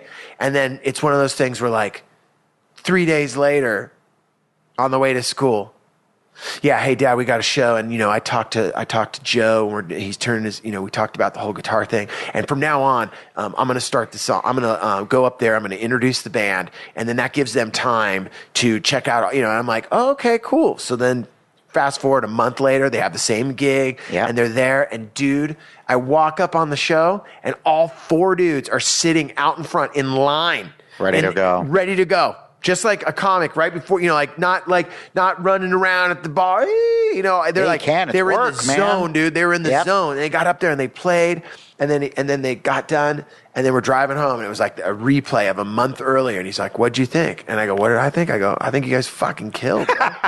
He goes, "You think so?" So awesome. I go, fuck yeah. I go, "You got up there, no fucking around. You guys knew you had to bring it. You had your lyrics wired. You had the guitar where it was supposed to be. You looked good. You guys were a unit. And he's like, he's like into it. But the idea of everything's epic, all the time. I mean, we live in a society where everything is just got to be awesome all the time, and it's not. No. And what I feel like, whether it's stand up or being in a band, is that what you just said, and whether it was on Rogan's podcast or Chris D'Elia's dad, it is so true. And if there's a secret in this town, it's really about. It's just deliver on what you say you're gonna do. That is my secret to success. I just, if someone gave me a job, I didn't make excuses. I got it done. And now there's a lot of opportunity, and it's accepted to make excuses. Hey man, I need that by 11. Oh, I know, but then I got stuck in this, and then this was happening. Okay, cool. Well, do you know who Jocko Willink is? Jocko Willink, is that the the guy that hosts the Navy SEAL? Yeah, that guy's the extreme ownership guy. That's his whole philosophy. Yeah, he has a great TED talk about. I got to check it out. War going sideways. Yeah, and taking full responsibility. Yeah, and I learned. It's so interesting, like how you can have warriors on one side and like chubby sidekick comedian.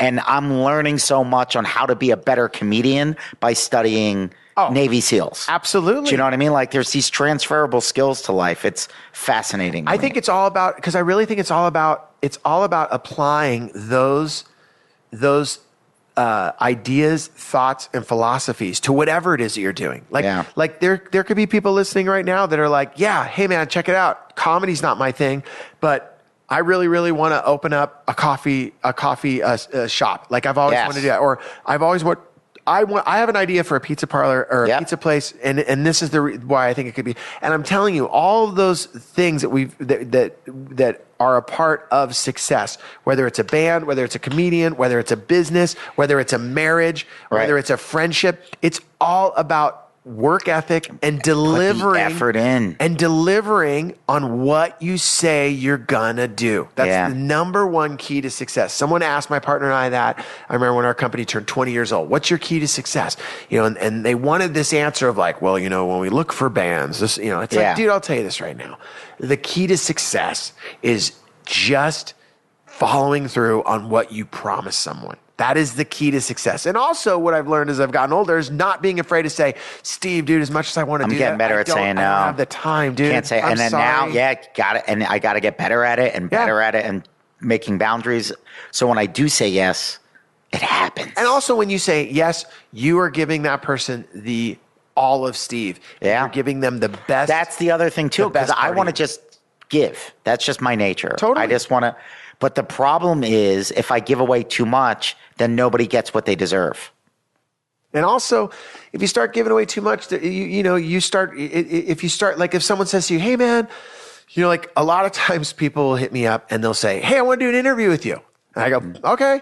And I'll do an interview with the kid that has the fanzine out of his cool. high school thing to all the way to anything in between. Yeah. I'll do it. But the one thing that I always get a little bummed on is when someone says, hey man, I want to do an interview with you. And they send me the questions and then I got to write it all out. Because I'm like, dude, You want me to do your homework? Yeah, I'm doing your work here. And what ends up happening though is I understand a lot of times those type of interviews actually turn out to be cool because someone's like, hey, check it out. It's running here. And you have complete control over what you said. Right? Yeah. But the thing that, answering your question, if I say yes to those and while I'm typing it, I'm resenting the dude or the person. That's such a great barometer. Then that's where it's on me. If there's It's anger coming into play, it's like, I'm giving away too. I shouldn't have said yes. And not on them. It's on me. It's always, I forget, I think it was that producer guy, they did the documentary, The Kid Stays in the Picture. Robert I love Evans. that. Robert Evans, right? Robert Evans. Right, where he goes Robert like this, Evans. he goes, I look back and the things I regret or when I said yes and I really meant no. And it's like, I get it now. Yeah, that's one of the best movies ever. Yeah, you just go, no. All done with photographs. There's no moving actors in that.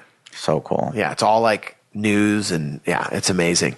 Are you a Broadway Danny Rose fan? One of my all-time favorite movies. That might be my favorite Woody Allen movie. Every Thanksgiving I watch it. That's a movie. Star, Smile, Strong. Oh, so great. So good. I don't see the beard. They cut the tongue out of the beard. Yeah. I love when they say, when he says, I don't see you just making these, in joints. I see colleges, universities, Yeah, so great. My Goomba. God, so good. So good. My son and I put that movie on Sunday just because we want to hear those people in the background and like pretend. Same thing with it's like inviting company over. Yeah, it's same thing with Moonstruck. It's like with Moonstruck. You know what? I've never seen Moonstruck. Oh my God, are you I've never serious? seen it. Yeah. Dude, you have to watch that. All right, I could do it tonight. Oh my, it's the best. It'll put you in the best movie. The Cher, she's beautiful and awesome. Yep. And then of course Nicolas Cage, when he's still Nicolas Cage, I lost my hand. It's like, oh my God, so good. Is Danny Aiello in that? I don't know which one, Danny. Oh, okay. I mean,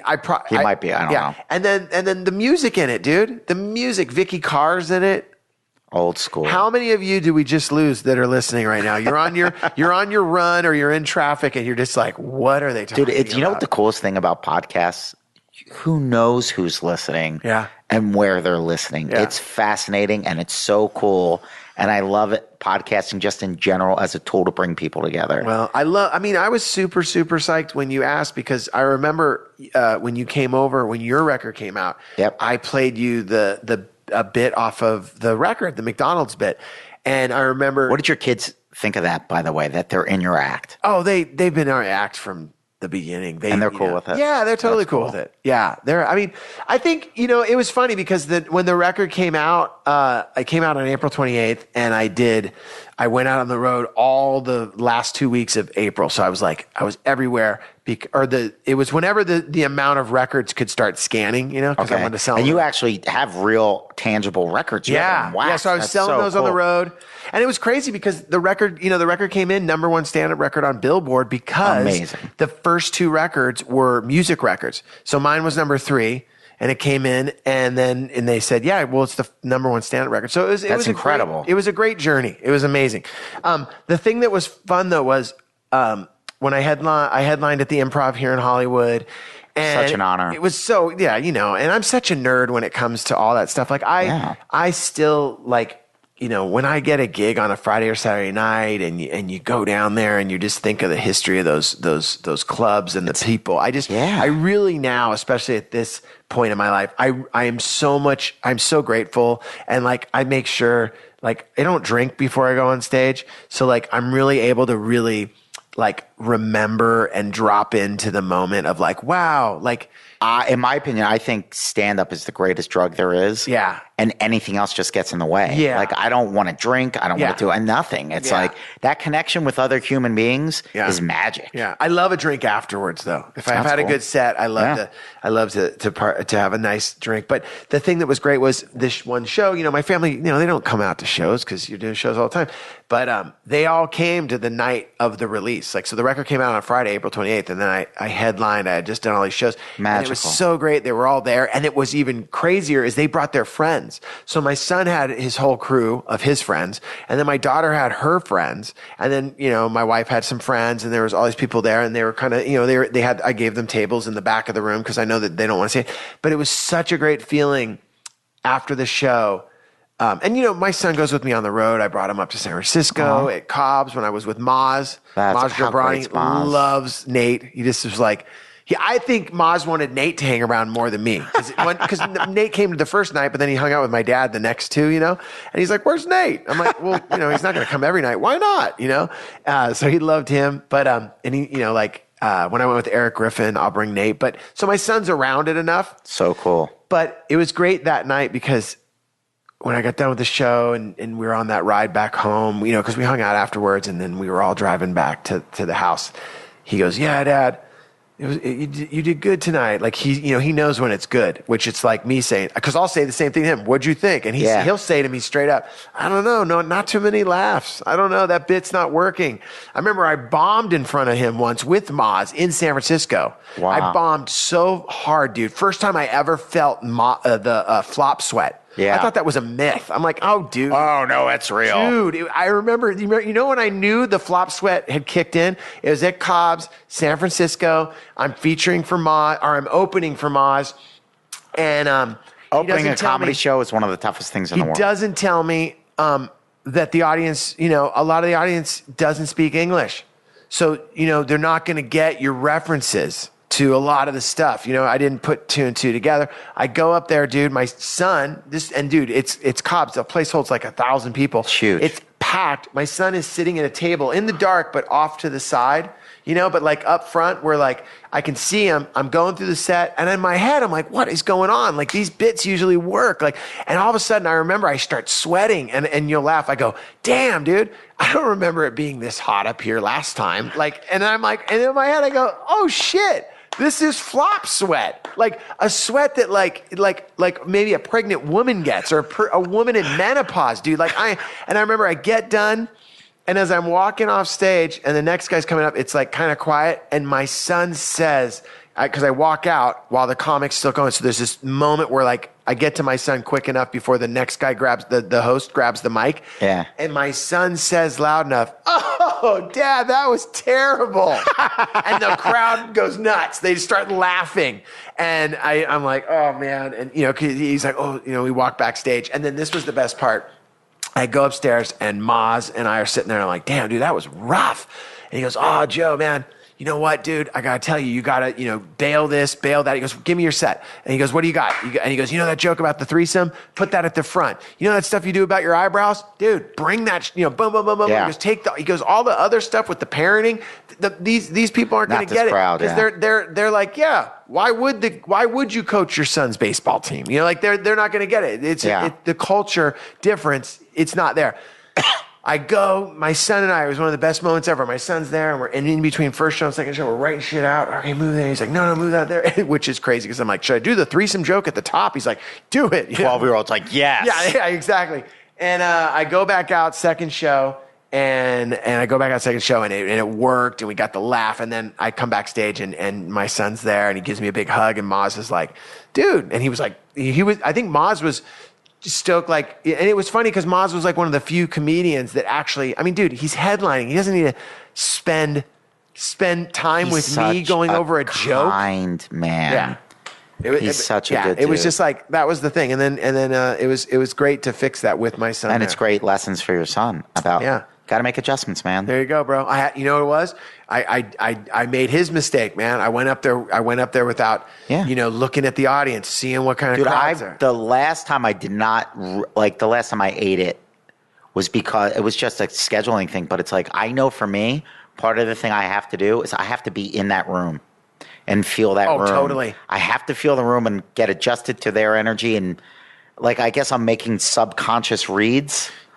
But it's like if I park my car and run up on stage, I don't have an act, man. Yeah. I don't have like jokes, so I have to connect or do poorly. I totally 100% feel you and agree. I feel it's like anything else, man. Before you go for a run, you stretch out. Before I go for a surf, I stretch out. Before I skate, I stretch out. Yeah. You know, you get in the mode, you feel the room. I will though, like if I'm in a room and someone's crushing and I'm going up next, I do now don't feel like a responsibility that I got to hang out in that room. I'll walk out and I'll be like, hey, you know what? Okay, I got a feel for what's going on in there. That's cool. And I go outside and I love to just be like, I don't want to hear. I just want to like go, okay. When I get up there, it's going to be reset. That's all. Yeah. Bank account's 0-0. I got to fill it up with laughs, and they'll trust me. You know? Yeah. That's my whole analogy. For sure. Yeah. For sure. What was the night like when you recorded the album? It was. La Jolla's. You know the vibe with perfect, La Jolla. right? It's great. It's just the people that go to La Jolla Comedy Store. They're there for a good time. They know the history of the club, so they know it can go in any direction. Yep. And the room is just. It's built where the only thing people can focus on, even if they're not into you, is on you. It's just built so, and the history of the room's great. And once again, vibes, you can feel an energy in that room when you come in. Great. And I love it down there. I love it. Me too. I love it. What's the name of your album? Name of the album is Joe Sib, Nowhere Near the Top. And it's on red vinyl. And what I was going to say, if it's cool with you. Yeah, please. Hey, if you're listening and you've enjoyed this rant that Steve and I have had together, which was, I still can't thank you enough for having me on. Dude, I could hang out with you always. It's whenever you want to hang out. I love when when we make hang you out. pizza. You know what's a bummer is that I remember, do you remember who introduced us? No. Oh, at the Laugh Factory. Yeah, Eliza Schlesinger. Oh my gosh. You were one of the first comics I met, and you were super cool. And then you remember we got together and we just talked about writing. We went and had coffee. I go, hey, I'll do it anytime. I'm like, really? Yeah. And you were please. like, yeah, let's do it. And that was like almost 7 years ago. Time flies. Yeah. But hey, if anyone wants, I was going to say the record's on red vinyl, and we made like 500 of them, and they gave me like another. There's like, I think we have like 100 left. And what I love to do is, if you want, and you email me right now, just Joe Sib, JOESIB, the number 22 @gmail.com. Send me an email, and then out of the people that send an email from this, I will pick a winner and send you a copy of the record. So, that's so cool. I always like to do that. And then for the people that don't win, I'll send you an email. And then when I come through town, I'll get you in for free. That's killer. To the show. That's so awesome. There you go. Dude, I love you, buddy. Thank you so much for hanging out. Thank you so much. We got to do this more. This is good. And they always told the truth. Daddy didn't need no little toys. Mommy didn't need no little boys. Won't you tell me where all the good times go? That's Good Times with my buddy Joe Sib. Be sure to check out his new comedy album. It's called Nowhere Near the Top, and it's on Amazon, iTunes, and he actually has some physical pressings. I was lucky enough to get an actual record, which is the coolest. Lee, it feels weird talking on the phone. My favorite part of the podcast every week is our gratitude list, and it's just fun to hang out with you and then see your face light up when you think of something. But I'll start it. Go for it. I'm so grateful this week. My buddy, there's nothing, like I've talked on the podcast before, like how one of my favorite things in life is unexpected donuts. Oh, like yeah. when you walk into a room and there's just donuts there. That's my favorite. I had an unexpected visitor this week. My buddy was traveling the world and was like, hey man, I'm going to be coming through LA. Is it all right if I crash for a little bit? And I was like, why don't we turn it into a week? And my buddy Corey's been hanging out all week. It's so much fun. Oh, that's awesome. And then yesterday we got a million different kinds of ice cream that I'm going to be able to get to share with the guys when they come over today. It really is great. I'm just proud of you that you're sharing. Sometimes if I get good stuff like that, I'm like, I'll give stuff for my friends, but this is the special stuff. They can't get all the good stuff. I'm grateful for like Skype, and even I was just thinking my dad used to do, like when video chat first came out, he would do it with my grandma on something called like See You See Me or I See, something like that. So, like when the way began, like of dial up. So even though like we're on the phone, I was just thinking like, oh yeah, we like FaceTime exists and Skype. So now like you can see the people. It's awesome. It really is awesome. Ooh, I'm grateful. I got a text today from Ryan from Don Carlos. Oh, cool. How's he He's the doing? sponsor of the show. He's doing awesome. But I'm definitely grateful for his food. And then I went to Domingo's this week, the other unofficial sponsor. And Lee, they had like 10 people working behind the counter. No. That place is on fire right now. They're gonna have to take over like that entire block, which I'd be totally okay with. I know, it's so good. Hopefully It's absolutely so good. I'll be grateful when Domingo's extends their hours past 6 p.m. I'll be extremely. Yeah, that's perfect. Ooh, I got another one. I'm so grateful for pool weather. I want to go outside and swim in the pool. It's perfect today. Summer. And I'm grateful that even when it's 100 degrees here, that there's not really any humidity. The humidity kills all, because you can be in jeans here in 100 degrees and you're not going to die. That's such a good point. Oh, you know what I'm grateful for? I was in the supermarket yesterday, and normally I do my grocery shopping late at night, like on my way home from the Comedy Store. Right. So it was just so great to be in there during prime hours. And it reminded me so much of my comedy album, because I saw so many moms with little kids running around crazy. Like, Mom, look what they have for me. Look what they have, like little kids negotiating purchases. And it made me laugh so hard. But then, like, I went down the cereal aisle, because I don't really go down the junk food aisles unless it's cheat day. There's so many delicious options. You know, they make a Captain Crunch donut cereal. It's little mini donuts, Captain Crunch style. And then, you know how, like, I had that joke, like, if you haven't been down the ice cream aisle since you were a kid, there's flavors now that Willy Wonka couldn't think of. Lee, I hadn't been down the ice cream aisle in a couple months. There's so many different types of frozen treats. It's absolutely amazing. It's the golden era of fat kid joy. Is there anything that you couldn't find forever? From the time I was a kid, I like chocolate eclair bars. They always have the strawberry shortcake ones, but they never have the chocolate ones. They have chocolate eclair bars. I know, they just started finding them. In Sherman Oaks, yeah. They have everything. I mean, everything. Things I couldn't even imagine. Oh, and it's like, I have everything. You can get Carvel ice cream cakes. You can get a Cheesecake Factory cheesecake. You could get ice cream made with Hostess Twinkies. You can get everything now. I almost felt like I got it. I felt like Charlie Bucket touring the Wonka factory. It was absolutely amazing. And you could get all of them. I'm trying. So many delicious options. And I don't even get them that much, but I like those like little tiny pints, so you don't have to get a whole pint of ice cream. Yes.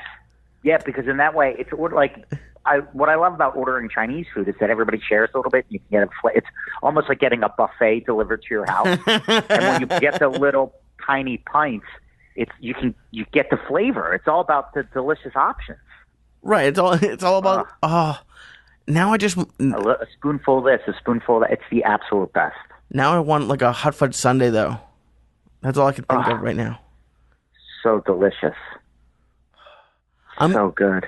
I just want all the people out there to be. If you do a gratitude list, can people be grateful that they grew up in a town that allowed ice cream trucks? I'm still mad at my town. No ice cream trucks. I know, my town. Every once in a while, we would have a guy break the law and come through, but they weren't allowed to do it. He was a rogue ice cream guy. He was like, I'm going to break through this barrier and bring some joy to some chubby little kids at the baseball field. Oh, ice cream truck is one of the greatest experiences in life. Oh, I love it. It really is. Oh, you know what I'm grateful for? What? I'm going to be working again on Ari's TV show this summer. So it's like going back to summer camp. I'm so grateful that I'm going to see my buddy Seth and Matthew and Dan. And then I think there's new kids coming to camp this year. You're going to have to haze them. So there's more people to hang out with. No, I don't ever haze anybody because I never want them to haze me. That's a good theory. I always joined in on the hazing because I was like, I went through it. Everyone has to go through it. No, I'm the exact opposite. I'm like, I would never want anybody to go through it. That's why I'm so nice to the new kids that show up at the Comedy Store. Oh yeah, because they get beat down so much. Yeah, I'm like, I'm not going to make it worse. I know how bad it is. Oh, you're the nice guy, Steve. Everyone else thinks it's like, oh, I need to make someone else feel what I went through, but 10 times worse. Oh no, I can't do that to people. I want to do the exact opposite. I'm grateful that there are people like you, Steve. That's what I'm grateful for. You know what it just made me think of when I was like, how I'm like, I don't want people to go through what I went through. It made me think of that scene in Billy Madison when a little kid pees his pants. And Billy Madison, instead of giving him the business, is like, peeing your pants is the coolest. And yeah, he makes it look like he peed his pants too. He was like I'm definitely more that kind of guy. That's like a superhero. If that happened in real life, that guy like that's automatic sainthood. That's like the nicest thing anyone could ever do for someone. I forgot about that scene. That was such a good movie. You know what? I'm grateful for Adam Sandler and Chris Farley. Anytime they were on screen together at the same time, it's like as good as life gets. Like, you remember Chris Farley as the bus driver? I will turn this bus around. And maybe the funniest thing ever, you remember when Farley tried to act like he hooked up with Veronica Vaughn? Oh, yeah. Holy moly, did that make me laugh. That Veronica Vaughn. I mean, so, like, and oh my gosh, those two together, so funny. So absolutely funny. I'm so grateful for that. Were they ever in a movie together other than that? I'm going to have to look it up. I know Chris Farley came out and danced as the lunch lady in that Sandler video for Lunch Lady Land, the song. I know. Let's think it through. Maybe Farley was in Airheads with Sandler for a little bit. All the Saturday Night Live stuff. See, I didn't. I'm gonna have to go back and look at some old. Like, I was never really into Sandler on SNL or any of that, so I just saw his movies. I would love to watch a music video for one of his songs. How amazing would that be? Yeah, it's the absolute best. It was good times. Like, those guys together were really, really cool. And you know what? Here's another thing I'm grateful for. When David Spade comes to the Comedy Store, I don't talk to him. I just stare at him out of the corner of my eye because I'm so grateful for the movie Tommy Boy. Tommy Boy, God bless Chris Farley. The absolute best. I'm so grateful that he shared his talent with the world. Is Tommy Boy your favorite, do you think? Yeah. Yeah. Fat man in a little coat will always get me. One of the funniest things of all time. I sometimes get sad because I think, like, I love one of my favorite comedies of all time. Another one I'm grateful for is Old School. I think that's like one of the best movies ever. But in the back of my brain, I always go, I love Will Ferrell, and he's great as Frank the Tank. But if there was a way that Chris Farley was still alive and he could play Frank the Tank from Old School, I think you get to do that. I think you get to do that in heaven. I think, like, when you're waiting to talk to St. Peter and you're in God's lobby, he's like, here, grab some popcorn and hit play. And you're like, what is it? Oh, I've seen Old School. And then St. Peter goes, not like this. And then it's Chris Farley as Frank the Tank. You just get to recast the movies the way you wanted to see them? Yes. Oh, heaven sounds amazing. I would totally. It really does sound amazing. He would kill in that role. As just a Frank the Tank movie. Like, kind of... be so awesome. You're gonna be that's why you're working so hard now in heaven Hollywood. You're gonna be a super big shot that, like, you just made like a multi-billion-dollar movie that's gonna be the hit of heaven Hollywood. That's funny. Oh my God. So funny.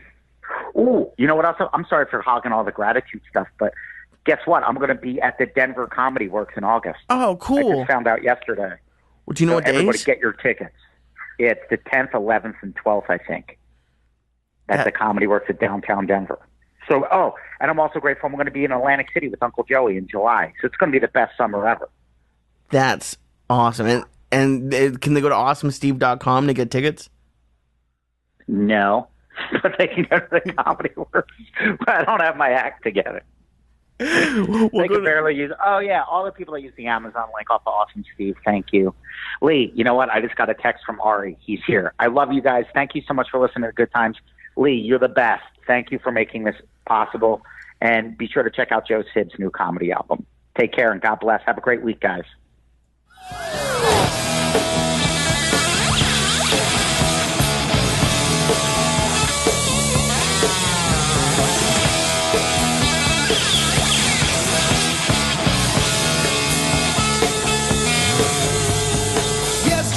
Such an easy game for you to play. But then let's face it, things are easier today. Yes, you